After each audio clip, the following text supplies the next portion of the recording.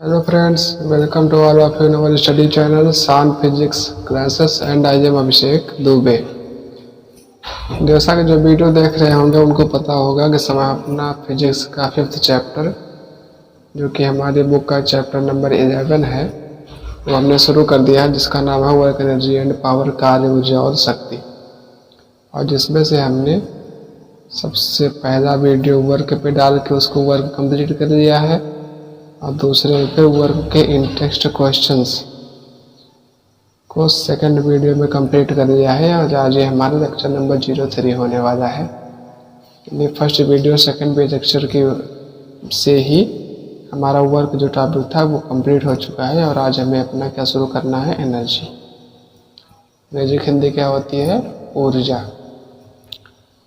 ठीक, तो चलिए शुरू करते हैं। एनर्जी थोड़ा सा बेसिक है, बता दें आपको, फिर आगे चलते हैं अपने अगले पेज पर। देखिए एनर्जी में पढ़ना क्या क्या है।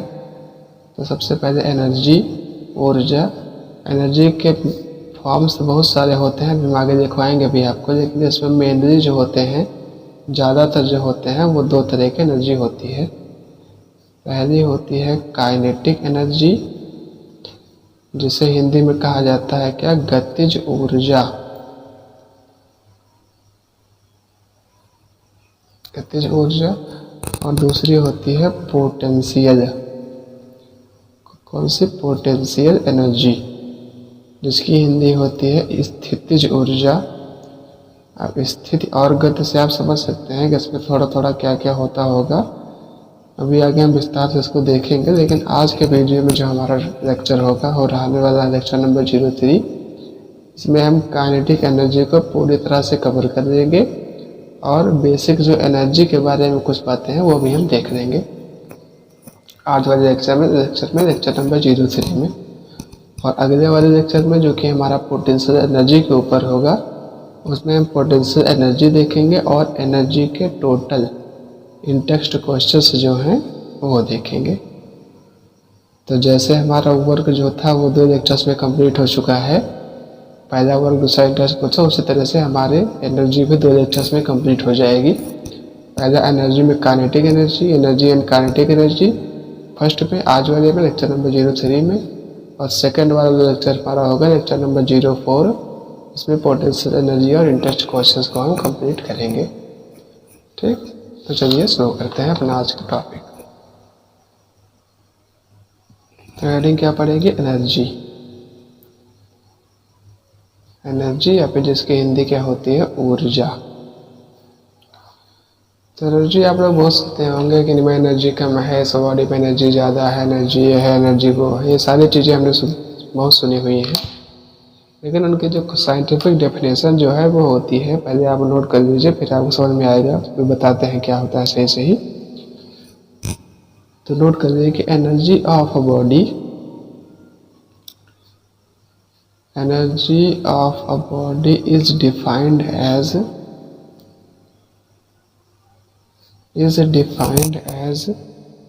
the capability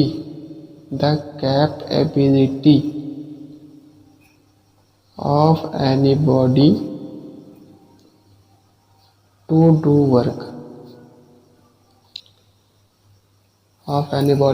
work, अब देखिए इसके क्या हुआ। इसमें ये कह रहा है कि energy of a body is defined as, energy को हम परिभाषित कर सकते हैं as the capability of any of body, the capability of any body to do work, किसी वस्तु के कार्य करने की क्षमता।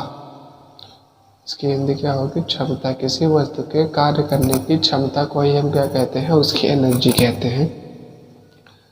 मतलब क्या हुआ कि कोई भी वस्तु जो है, कोई भी बॉडी जो है वो कितना वर्क कर सकती है, उसी को हम कहते हैं कि उसके अंदर कितनी ज़्यादा एनर्जी है।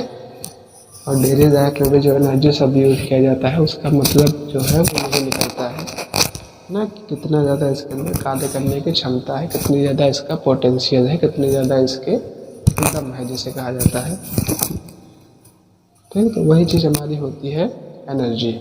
ठीक, तो एनर्जी क्या है, छोटे शब्दों में आप कह सकते हैं the capability of any body to do work. सीधा सीधा यही इसकी डेफिनेशन है कि कि किसी वस्तु के कार्य करने की क्षमता को ही हम क्या कहते हैं, उसकी ऊर्जा कहते हैं।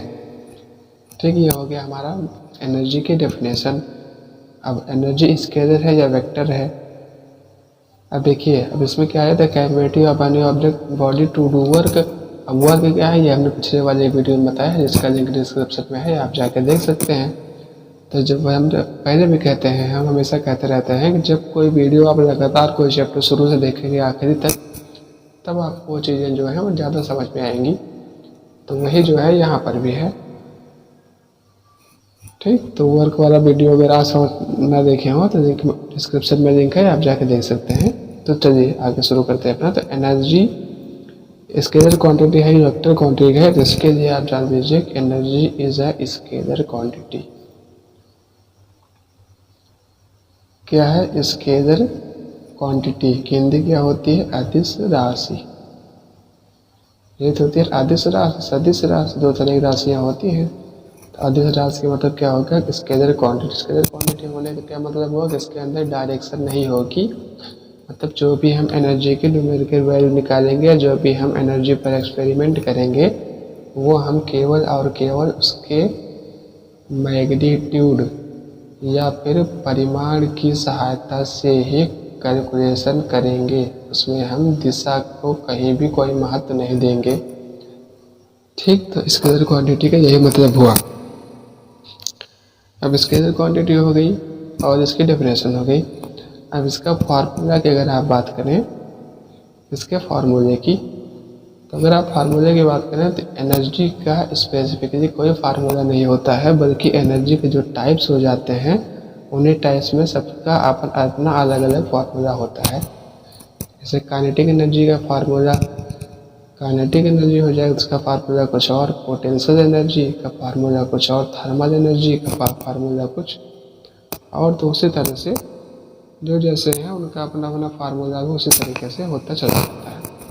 ठीक, तो फार्मूला में हम आगे जब काइनेटिक एनर्जी पढ़ेंगे तब वहाँ फार्मूला देखेंगे। तो अब इसके बाद फिर टॉपिक हमारा आता है टाइप्स ऑफ एनर्जी, मतलब कि एनर्जी के प्रकार कौन कौन से हैं। टाइप्स ऑफ एनर्जी, ऊर्जा के प्रकार। तो नोट करिए, there are following types of, there are following types of energy. Energy के निम्नवत या फिर निम्नलिखित प्रकार होते हैं। इसमें से पहला है हमारा काइनेटिक एनर्जी। कौन सा है सबसे पहला, काइनेटिक एनर्जी। हिंदी क्या हो जाएगी, गतिज ऊर्जा। गतिज ऊर्जा पहला। दूसरा क्या है, पोटेंशियल एनर्जी। में जो एनर्जीज होती हैं वो ये दो तरीके की एनर्जीज होती हैं, और यही हमारे सिलेबस में भी है। इसकी हिंदी क्या हो जाएगी, स्थितिज ऊर्जा। गतिज ऊर्जा और कौन सी, स्थितिज ऊर्जा। स्थितिज, स्थिति में जो परिवर्तन होने की वजह से हो जाए, स्थितिज। और थर्ड हमारी होती है थर्मल एनर्जी। थर्मल एनर्जी का मतलब क्या हो गया कि हिंदी होती है ऊष्मीय,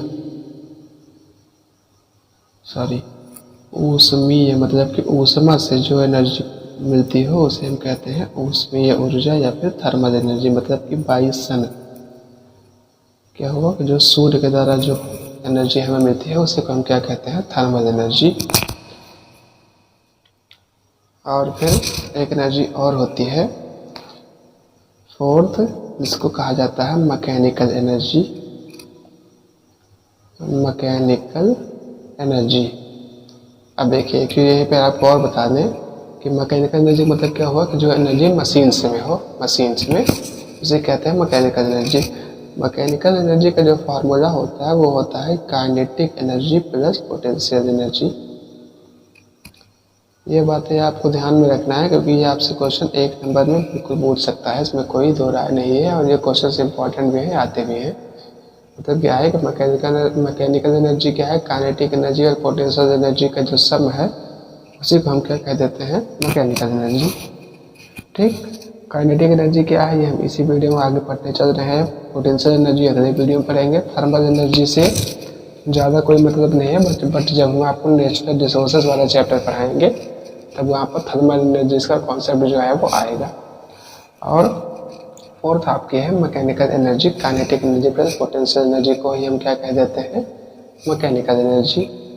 4 तरीके की मेनली आपकी एनर्जीज होती हैं, बाकी और बहुत सारे तरीके होते हैं, लेकिन 4 जो है वो कौन सी हैं, यही है मेन। ये 4 एनर्जीज हो गई हैं। और इनके बाद फिर अब हम अपना आज का टॉपिक जो है वो काइनेटिक एनर्जी शुरू करने जा रहे हैं। लेकिन उससे पहले एक क्वेश्चन आपको 1 नंबर वाला और बता दें।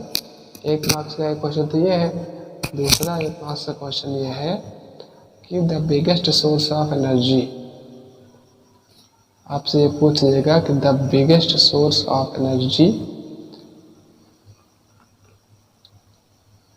The biggest source of energy in universe, पूरे ब्रह्मांड में उस ऊर्जा का सबसे बड़ा स्रोत क्या है। तो इसका आंसर आपका होता है सन। सन मतलब क्या, सूर्य या फिर सूरज। यही आपके पूरे ब्रह्मांड में सबसे बड़ा ऊर्जा का स्रोत माना जाता है सन। ठीक, तो एनर्जी में हमने डेफिनेशन देख ली, इसके अंदर है या वेक्टर ये देख लिया, उसके फार्मूले बताया कि आगे स्पेसिफिक एनर्जी कोई फार्मूला नहीं होता है, बल्कि जो टाइप्स होते हैं सब टाइप्स का अपना अलग अलग फार्मूला होता है। वो सारी चीज़ें देखेंगे, उसके बाद फार्मूला जो होगा टाइप्स ऑफ एनर्जी में हमने बता दिया। ठीक, तो अब चलते हैं अपने सेकंड टॉपिक तरफ आज के, जो है हमारा काइनेटिक एनर्जी। एनर्जी में आपसे पीछे से ज़्यादा कुछ पूछेगा नहीं, लेकिन कि अगर आपको काइनेटिक एनर्जी आनी है तो आपको नॉर्मल एनर्जी समझ में आनी ही चाहिए। क्योंकि जैसे आप किसी के पास जाएंगे, जैसे वो आपसे अगर पूछे कि कौन सा चैप्टर आप पढ़ रहे हैं फिजिक्स में, तो आप कहेंगे वर्क एनर्जी एंड पावर, तो सबसे ज़्यादा प्रोबेबिलिटी यही होती है कि वो आपसे पूछेगा कि एनर्जी क्या है या वर्क क्या है। इसका मतलब तो यही है ना कि जो चैप्टर है कम से कम उनके बारे में हमें जानना चाहिए। तो एनर्जी बता दी, हमारा सेकंड कॉन्सेप्ट आया क्या, काइनेटिक एनर्जी। अब ये क्या है, सबसे पहली बात तो आप ये जान ही गए होंगे कि काइनेटिक एनर्जी क्या है। एनर्जी का एक टाइप है। अब एनर्जी का टाइप है जिसमें स्पेसिफिक क्या है, इसमें अलग से क्या है, जिसके कारण से हमें इसे एक अलग एनर्जी बनानी पड़ी। तो उसके लिए आप नोट करिए पहले इसकी डेफिनेशन, फिर आपका समझ में जो है वो आएगी। तो देखिए कि energy possessed by any object, energy possessed by any object है, बॉडी से यूज कीजिए, बाई एनी बॉडी। और फिर क्या है कि by virtue of their masses, by virtue of their masses is called, इसे हम क्या कहते हैं, is called kinetic energy of that body, is called kinetic energy of that body. उस बॉडी का, उस वस्तु की गतिज ऊर्जा को हम यही कहते हैं। मतलब क्या है कि energy possessed by any object, possessed का मतलब होता है गेन करना या प्राप्त करना, या फिर बताया था हमने, हम आपको पहले बताए भी हैं कि पजेस्ड जो शब्द है ये बना है पजेशन से, और पजेशन की हिंदी होती है कब्जा। कब्जा मतलब क्या हुआ कि प्राप्त करना, जो हमें प्राप्त हुआ है वही इसी का हम कह देते हैं कि वो हमारे किस में है, पजेशन में है। तो energy possessed by any body, किसी बॉडी के द्वारा गेन की गई energy, by virtue of their masses. अब कैसे, by virtue of their masses, sorry very sorry, by virtue of their masses ना होकर by virtue of their motion है यहाँ पे। मासेस ये तो ग्रेविटेशन वाला टॉपिक, ग्रेविटेशन में चलेंगे, वहाँ पर मास जरूरत ना, यहाँ पर क्या है, मोशन में। देखिए मतलब क्या हुआ, थोड़ा प्रैक्टिकल समझा दे, फिर आपको समझ में आ जाएगा कि लिखा क्या है। इसमें लिखा है कि एनर्जी किसी ऑब्जेक्ट के द्वारा गेन की जाएगी, पहली बात, और दूसरा वो एनर्जी गेन किस वजह से होगी, उस ऑब्जेक्ट के मोशन की वजह से, उस ऑब्जेक्ट के गति में होने की वजह से उसके अंदर एक एनर्जी आ जाएगी। उसी एनर्जी को हम क्या कहते हैं, काइनेटिक एनर्जी। ठीक, उसे को हम कह देते हैं काइनेटिक एनर्जी या फिर गतिज ऊर्जा। अब देखिए सबसे इसका सबसे इसका छोटा और आसान सा एग्जाम्पल यही है कि जैसे कोई बॉल जब आप फेंक देते हैं, जब कोई बॉल है उसे आपने थ्रो किया, तो उस बॉल के अंदर एक एनर्जी आ जाती है, ऑटोमेटिकली एक एनर्जी आ जाती है, जिस एनर्जी की वजह से वो आगे बढ़ती हुई चली जाती है। वो बात ठीक है, वहाँ पे फोर्स भी लग रहा होता है, लेकिन फोर्स के साथ साथ में उस ऑब्जेक्ट के अंदर जो एनर्जी आ गई है वो भी, अब एनर्जी क्या है, कैपेसिटी टू डू वर्क या कैपेबिलिटी टू वर्क या कैपेसिटी जो भी हो, तो कार्य करने की जब शक्ति आ जाती है तब उसी को हम क्या कह देते हैं कि एनर्जी, वही हमारी ऊर्जा बन जाती है। और जब मोशन में होने की वजह से जो एनर्जी है उसे हम क्या कह देते हैं, काइनेटिक एनर्जी। पहला एग्जाम्पल ये हो गया। दूसरा एग्जाम्पल, जैसे अब ये थोड़ा टीचर वाला एग्जाम्पल समझा दें कि जैसे कोई टीचर जब किसी बच्चे को थप्पड़ मारता है तो उस टीचर का काम ये नहीं है, वो बात ठीक है, लेकिन फिर भी बता दें, एग्जाम्पल के लिए समझा रहे हैं कि जैसे कोई किसी को थप्पड़ मारता है तो वो अपने हाथ को काफ़ी ऐसे पीछे रह जाके और झटके से आगे लेके आता है। झटके से आगे जाने से क्या होता है कि हाथ जो हमारा होता है उसे डिस्टेंस ज़्यादा मिल जाती है और एक्सेलरेशन की वजह से उसके मोशन इसमें ज़्यादा हो जाता है। मतलब ऐसे झटका से लेके आएंगे ज़्यादा दूर से, तो प्रोबेबिलिटी क्या है कि डिस्टेंस हमारी जो है वो बढ़ जाएगी, और डिस्टेंस अगर बढ़ जाएगी तो एक्सेलरेशन में उसे डायरेक्टली प्रोपोर्शनल होता है, एक्सेलरेशन भी बढ़ जाएगा, वेलोसिटी भी बढ़ जाएगी। तो जिसकी वजह से क्या होगा कि थप्पड़ जो है वो ज़्यादा तेज़ से लगेगा, और वही थप्पड़ जो हाथ से गया और मतलब हाथ से अपने हाथ ले जाके अपना ऐसे मारा, तो मारने के बाद में जैसे ही वो दूसरे के लगा तो तुरंत ही हमारे हाथ की जो एनर्जी है वो एनर्जी ट्रांसफ़र हो गई उस व्यक्ति के उस भाग पर जहाँ पर हमने थप्पड़ मारा, मान लीजिए गाल पे या पीठ पे या हाथ पे, वहाँ पर। ठीक, तो एनर्जी मतलब मोशन में होने से हमारे हाथ के अंदर एनर्जी आई और वो एनर्जी तुरंत ही ट्रांसफ़र हो गई दूसरे में। तो एनर्जी का ट्रांसफ़र होना भी अभी आगे पढ़ा जाएगा, जो आप कंजर्वेशन ऑफ एनर्जी जैसे हमने पढ़ा था मोमेंटम में, उसी तरह से एनर्जीज में भी है। तो ये सारी चीज़ें हैं, वो सब देखा जाएगा। कुल मिला के काइनेटिक एनर्जी में क्या हुआ कि किसी ऑब्जेक्ट के अंदर एनर्जी आ जाना उसके मोशन में होने की वजह से, तो उसे हम कह देते हैं कि काइनेटिक एनर्जी। अब इसमें तो वही स्केलर है कि वेक्टर है, तो अगर एनर्जी स्केलर है तो सारी जो क्वांटिटीज़ होंगी वो सब क्या होंगी, स्केलर क्वांटिटी। मतलब क्या है, क्योंकि एनर्जी का ही भाग तो ये भी है, एनर्जी का ही तो एक पार्ट है। जब एनर्जी खुद को स्केलर क्वांटिटी है तो ये सारी भी स्केलर क्वांटिटीज़ होंगी। अब यहाँ पर यही एक चीज़ नहीं आती है, इसका क्या फार्मूला। इसका फार्मूला होता है काइनेटिक एनर्जी। जैसे दो तरीके से लिखा जाता है, एक तो लिखा जाता है के डॉट ई डॉट, ए लिखा जाता है एनर्जी और नीचे छोटा सा लिखा जाएगा के। ये कौन से, काइनेटिक एनर्जी। इसका फार्मूला होता है half m v square. Kinetic energy is equal to half m v square. अब ये क्या है, ई के या फिर के ई क्या है, ये है काइनेटिक एनर्जी का सिंबल जो हमने बनाया हुआ है। ठीक, एम क्या है यहाँ पर, मास है, किसका है, मास ऑफ बॉडी, और वी क्या है, वेलोसिटी। तो यहाँ बता रहे थे ना थप्पड़ वाले में कि जब दूर से लेके आने पर वेलोसिटी बढ़ जाती है, वेलोसिटी बढ़ने की वजह से थप्पड़ जो है वो ज़्यादा तेज लगता है, मतलब एनर्जी हमारे अंदर ज़्यादा आ जाती है। Velocity of body. ठीक, यही हो गया हाफ एम वी। इसका मतलब क्या करेंगे, हम हाफ कर देंगे, आधे से मल्टीप्लाई कर देंगे उसके मास में और वेलोसिटी का स्क्वायर कर देंगे। अब इसे सॉल्व कैसे करना है, कब किलोग्राम में रहकर मीटर पर सेकंड, ये सब मैंने बहुत पहले बताया है, तो वो हम इस समय पर मानना है कि आपको वो आता होगा। ठीक, तो काइनेटिक एनर्जी का यही फार्मूला हुआ है। इसे रिप्रेजेंट करने का दो तरीके हैं, पहला ई के एनर्जी काइनेटिक या फिर काइनेटिक एनर्जी, चाहे जो भी आपको सही लगे वो आप लिख सकते हैं। अब बात आई यूनिट की,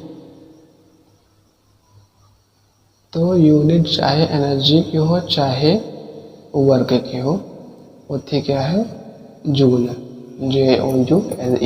हिंदी में कैसे लिखा जाएगा, ऐसे।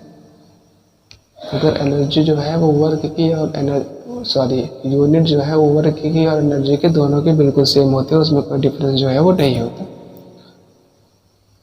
ठीक, तो कुल मिलाकर हमारा काइनेटिक एनर्जी का जो टॉपिक था वो इतना ही है। और इसके बाद में यहाँ पर तक हमने क्या पढ़ा, इसकी डेफिनेशन पढ़ लिया, कौन से क्वांटिटी है ये पढ़ लिया, फार्मूला पढ़ लिया, और उसकी एनर्जी क्या हो उसकी यूनिट क्या होगी ये पढ़ लिया। हम ये देख रहे हैं यहीं पर कि जो फार्मूला हमारा काइनेटिक एनर्जी का हाफ mv स्क्वायर आया है, ये आया कैसे है, कैसे आया है, मतलब डेरिवेशन देखने इस फार्मूले का, डेरिवेशन। अब देखिए डेरिवेशन में क्या है कि इसका कोई बहुत सॉलिड डेरिवेशन नहीं है, बस ऐसे थोड़ा थोड़ा इधर उधर करके बना दिया गया है। तो जैसे नोट कर लीजिए, अगर कहीं आए तो आप लिख लीजिएगा। वैसे इन सब टॉपिक्स में जो है वो वही आपसे सीधा न्यूमेरिकल प्रॉब्लम पूछता है। फार्मूले आपको आते रहे, आप करके बताइए, वो सीधा वही 1 नंबर 2 नंबर में यही क्वेश्चन आते हैं। तो पेपर देख लीजिए क्या है कि बिफोर दैट हम क्या जानते हैं कि work done is equal to f into s कर दें। ठीक, वर्क डन इज इक्वल क्या होता है, फोर्स इंटू डिस्प्लेसमेंट, ये पिछले वाली वीडियो में बताए हैं। एंड और हमें क्या पता है कि from third equation of motion, from third equation of motion, तीसरी इक्वेशन ऑफ मोशन क्या है कि v square minus u square is equal to 2as। ऐसे यहाँ पर डिस्टेंस पे, यहाँ पर भी डिस्टेंस ही है, डिस्टेंस डिस्प्लेसमेंट बहुत ज़्यादा कन्फ्यूज ना हो, लेकिन मान लीजिए कि दोनों दूरी ही है। और अगर यू हमारा 0 हो जाए, ये 0 मतलब इनिशियल वेलोसिटी हमारी 0 हो जाए, इनिशियल वेलोसिटी 0 हम क्यों करेंगे, क्योंकि यहाँ पर क्या है, by virtue of its motion. तो हमें मतलब किससे है, केवल उसी से मतलब है जहाँ पर मोशन में ऑब्जेक्ट हो, रुकी होने वाली ऑब्जेक्ट से हमें कोई भी मतलब नहीं है। तो यू का 0 रख देंगे तो हमारा क्या आ जाएगा कि v square is equal to 2as, यहाँ से हो गया कि as is equal to v square by 2। ठीक, इसको मान लीजिए आप इक्वेशन नंबर अपनी सेकंड। अब देखिए यहाँ से क्या है, W is equal f into s, force का फार्मूला क्या होता है, mass into acceleration into s. ऐसा एकदम कोई दिक्कत नहीं है ना, W is equal m into s. अब देखिए यहाँ हम क्या देख सकते हैं, m इंटू ए एस। अब देखिए यहाँ से ए एस ये आ गया, यहाँ से ए एस ये आ गया, ये भी W बराबर है। और तो अब ए एस की वैल्यू अगर यहाँ से इसमें पुट कर दें हम, तो पुटिंग इसको मान लीजिए इक्वेशन नंबर सेकंड, इसको मान लीजिए इक्वेशन नंबर थर्ड।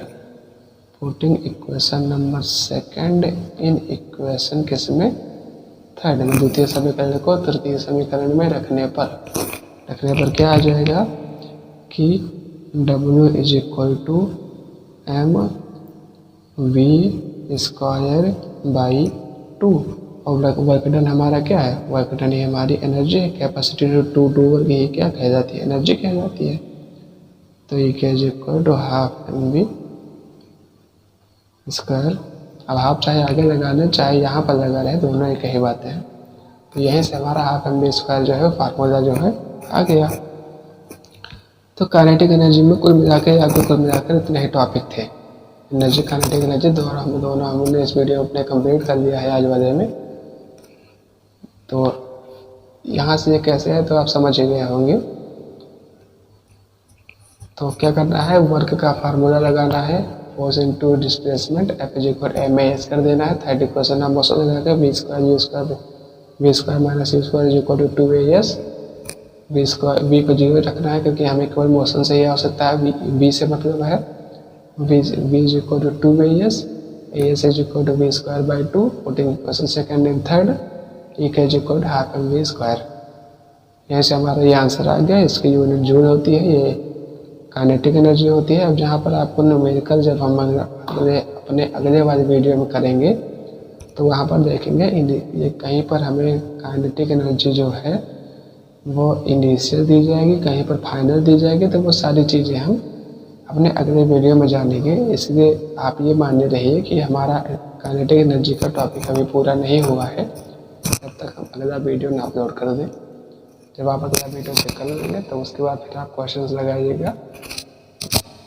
तो आपके सारे क्वेश्चन जो है वो बन जाएंगे। तो चलिए आज के वीडियो में इतना ही, तब तक के लिए take care, keep on studying, thank you, god bless you.